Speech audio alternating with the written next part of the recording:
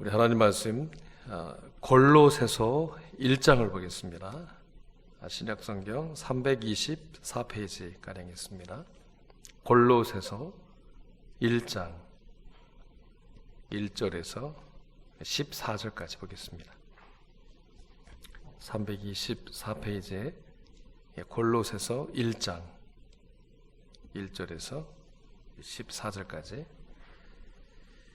우리 한 절씩 교독하겠습니다. 하나님의 뜻으로 말미암아 그리스도 예수의 사도된 바울과 형제 디모데는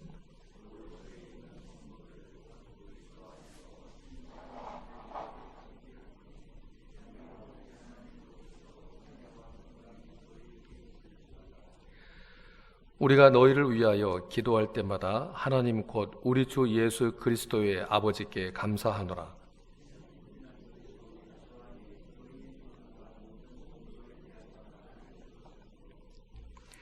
너희를 위하여 하늘에 쌓아둔 소망으로 말미암음이니 곧 너희가 전에 복음 진리의 말씀을 들은 것이라.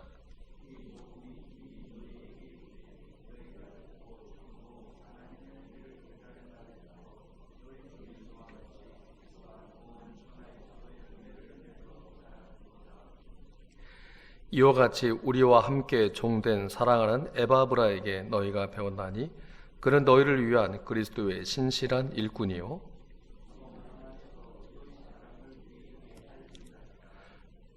이로써 우리도 듣던 날부터 너희를 위하여 기도하기를 그치지 아니하고 구하노니 너희로 하여금 모든 신령한 지혜와 총명에 하나님의 뜻을 아는 것으로 채우게 하시고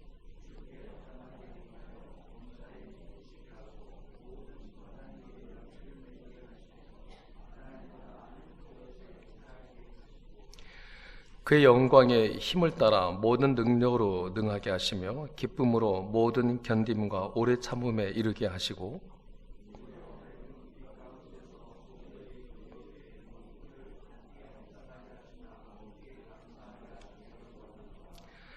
그가 우리를 흑암의 권세에서 건져내사 그의 사랑의 아들의 나라로 옮기셨으니 우리가 성량 곧 죄 사함을 얻었도다. 아멘. 이 골로새서는 그 사도 바울이 골로새에 있는 그 교회 성도들에게 신자들에게 보내는 서신이죠. 편지입니다. 로마 감옥에서 또 이 글을 이 편지를 보냈죠. 그래서 우리는 또 옥중 서신이라 또 그렇게 말하기도 합니다. 바울은 이 편지의 시작을 이렇게 합니다. 1절을 보면 첫 마디가 이거죠. 하나님의 뜻으로 말미암아. 하나님의 뜻으로 말미암아. 하나님의 뜻에 의해서. 근데 여러분, 이 편지를 지금 바울이 어디에서 쓰고 있습니까? 감옥에서 쓰고 있습니다. 로마 감옥에서 주 예수의 신분으로 이 편지를 쓰고 있습니다. 그런데 지금 감옥에 수감 중인데 편지를 시작하기를 하나님의 뜻으로 말미암아랍니다. 하나님의 뜻에 의해서. 물론 평상시라면 또 뭐 일반적인 상황, 또 일이 잘 되고 있을 뭐 그런 때라면 뭐 우리는 얼마든지 하나님의 뜻으로 말미암아, 하나님의 뜻에 의해서 이런 표현을 우리 쓸 수 있습니다. 그런데 지금 바울은 로마 감옥에 갇혀 있는 죄수의 신분입니다. 그것도 바울이 어떤 그 죄를 저질렀기 때문에 갇혀 있는 것이 아닙니다. 복음 전하다가 복음 때문에 갇히는 신세가 되고 말았습니다. 그러면 우리는 이런 질문을 할 수 있습니다. 하나님의 뜻으로 말미암아로 시작하는 이 바울에 대해서 우리는 이렇게 질문할 수가 있을 것 같습니다. 아니 그러면 이렇게 감옥에 갇히는 것도 하나님의 뜻이란 말인가? 이 질문에 대한 그 사도 바울의 답은 아마 사도 바울에 대한 답은 둘 중에 하나가 될 겁니다. 너무 충격받아가지고 정신이 온전하지 못하든가 하나님 때문에 열심히 복음 전했는데 그 대가가 감옥이란 말인가? 이거에 충격받아서 정신이 온전하지 못하든가 아니면 세상이 이해할 수가 없는 복음이 주는 당당함이든가 둘 중에 하나일 겁니다. 정신이 온전하지 못하든가 아니면 복음이 주는 담대함이든가 둘 중에 하나입니다. 바울은 어떤 경우입니까? 후자입니다. 복음이 주는 당당함입니다. 성도 여러분, 우리 예수 믿는 신자들은 어떤 삶의 환경에 처하든지 이 세상이 이해할 수 없는, 그래서 이 세상이 감당할 수가 없는 이 복음이 주는 당당함을 가지고 있는 것이 사실은 저와 여러분들입니다. 하나님의 뜻으로 말미암아입니다. 성경이 그래서 바울을 어떻게 표현하는가 하면, 바울은 세상이 감당할 수 없는 사람이다. 그러니까 이 세상의 그 무엇도 어느 것으로도 어떤 권세도 이 바울 안에 있는 것을 무너뜨리지를 못하더라는 겁니다. 이것은 뭘 말하는가 하면, 지금 바울이 갇힌 것이 아니고 바울이 세상을 가둔 겁니다. 바울이 세상에 묶여 있는 것이 아니라 오히려 바울이 이 세상을 묶어 놓은 겁니다. 그렇기 때문에 성도 여러분, 신자는 어떤 사람인가 하면, 예수 믿는다는 것, 성도라는 것은 세상에 갇혀 있고 세상에 묶여 있는 것이 아니라 오히려 예수 안에서 세상을 묶어두고 있는 사람, 세상을 가두고 있는 사람이 바로 성도입니다. 지금도 이 세상에는 수많은 사람들이 이 세상의 유행과 욕심과 야망과 자랑과 탐심에 묶여 살고들 있습니다.